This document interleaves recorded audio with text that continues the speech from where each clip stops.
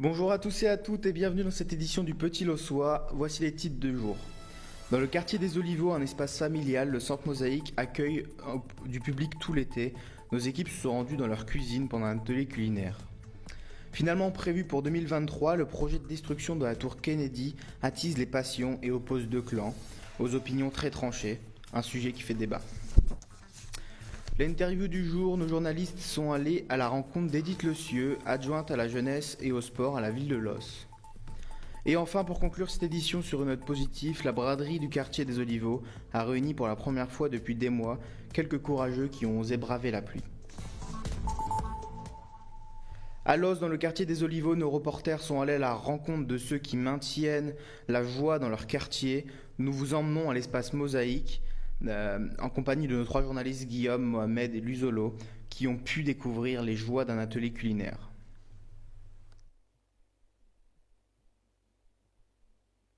L'atelier se trouve au deuxième étage. D'accord, merci. D'accord. À tout à l'heure. À tout à l'heure. Alors moi je fais tout ce qui est atelier cuisine, mais pour adultes. Pour adultes, après tout ce qui est activité manuelle, des tutos le vendredi matin, des choses assez diverses. Et voilà, on est sortis, mais c'est plutôt les adultes. Bah, c'est sympa parce que voilà, on voit toujours du monde. Il y a tout l'aspect aussi créatif où on cherche nos recettes de cuisine, où on cherche des activités manuelles, où il y a beaucoup d'échanges. On est disponible pour les gens, on les écoute en même temps. C'est varié, on s'ennuie pas. On a entendu dans les diverses interviews que ici c'est un espace de bonheur, on venait, on oubliait tous nos problèmes, c'était comme une deuxième maison. Qu'est-ce que ça te fait d'entendre ça? Est-ce que c'est un peu un travail accompli pour toi? C'est comme si ton travail était accompli? Ouais, bah après le but c'est ça aussi, c'est de faire passer du bon temps aux gens et de voilà. Quand les gens ils viennent ici, bah, on laisse les problèmes, le quotidien à la maison et ici ouais, on vient changer les idées, apprendre à faire des choses, voilà, des recettes de cuisine. Voilà, c'est un lieu d'échange, de loisirs, de culture. Alors bonjour, est-ce que tu peux m'expliquer qui tu es, quel est ton rôle et quel est l'espace Mosaïque? Alors, moi je suis Béatrice, je suis la directrice de l'espace Mosaïque. Et là, ce matin, je propose aux familles un atelier qui s'appelle Top Pâtissier. Et c'est un atelier qu'on propose pendant les vacances scolaires. La spécificité en juillet, c'est que je propose des ateliers similaires début juillet et mi-juillet. Comme ça, les familles qui partent en vacances, elles ont la chance d'avoir des ateliers en plus et de ne pas être lésées parce qu'elles partent en vacances. Moi, je suis là pour animer, mettre en place, coordonner, donner des conseils.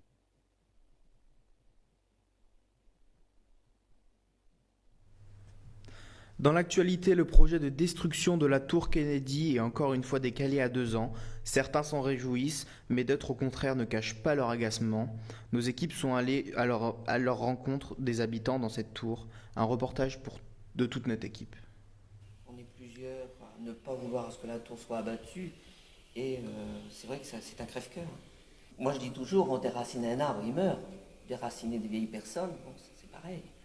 Bien. Elles doivent déménager, elles doivent se refaire une vie ailleurs, ce qui n'est pas facile pour elles. Désolé, tout à l'heure, je trempais, j'ai pas du tout envie de partir ici. J'aime trop mon appartement. C'est par rapport à la politique de la ville, mais sinon, ils savent ce qu'ils font et on leur fait confiance. Mais il y a toujours un pincement au cœur pour voir qu'il y a une jolie tour qui va être démolie.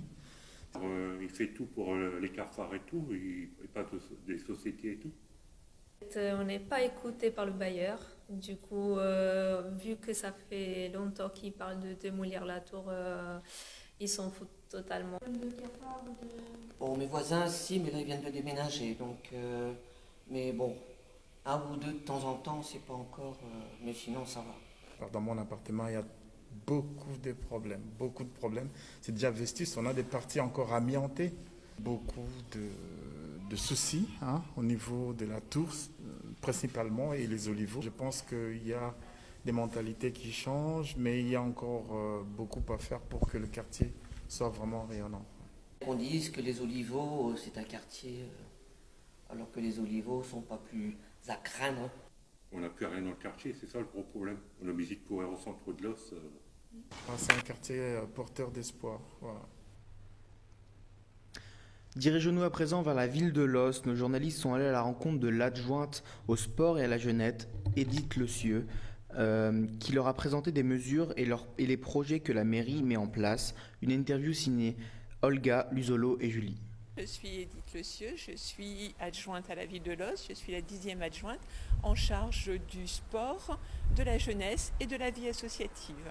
Les priorités de la ville de Los pour les jeunes et l'intégration des jeunes à la fois dans les écoles, dans les maisons des jeunes, dans la culture et dans la vie sportive. Les informations sont essentiellement récoltées au niveau des jeunes eux-mêmes ou des animateurs qui les encadrent.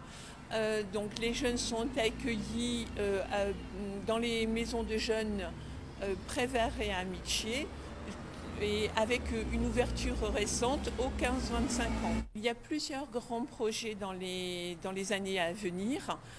Au niveau des Olivos, donc, le grand projet dans le cadre de la rénovation urbaine et la rénovation du complexe du stade de Léo Lagrange et de la salle sportive Léo Lagrange. Au niveau du stade d'Hennequin, un grand projet aussi pour mettre le terrain en herbe en terrain synthétique, revoir les pistes d'athlétisme autour, et un projet aussi au niveau du collège de Berre, entre le bâtiment du ping-pong et la salle de sport, un nouveau bâtiment qui viendra relier les deux bâtiments avec des vestiaires, des sanitaires et un clubhouse. Pour conclure notre édition sur une note de positivité, la braderie du quartier des Olivos, après son annulation l'année dernière, est de retour pour le plus grand bonheur des bradeux et des vendeurs qui ont bravé la pluie pour retrouver ce moment d'échange. Un reportage de Guillaume et Olga. Malgré une pluie éparse, acheteurs et vendeurs sont venus nombreux chiner la bonne affaire à la braderie des Olivos. Un peu de tout, un peu du linge, des chaussures, des jouets d'enfants. On ne se sert plus forcément à la maison.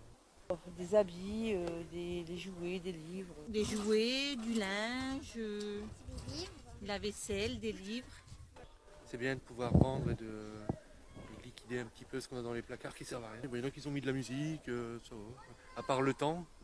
En pleine expansion du variant Delta, des mesures barrières globalement respectées ont été mises en place pour garantir la sécurité de cet événement. C'est le rôle de Milan Makoviak. Donc l'objectif, c'était justement de bien faire respecter les gestes barrières, de bien faire respecter le sens de circulation. Les gens étaient plutôt respectueux. On a mis des personnes aux entrées pour bien que les gens mettent le gel hydroalcoolique et mettent leur masque. Cette braderie est organisée par la Fabrique de l'Emploi et l'argent récolté va être réinvesti pour la vie de quartier.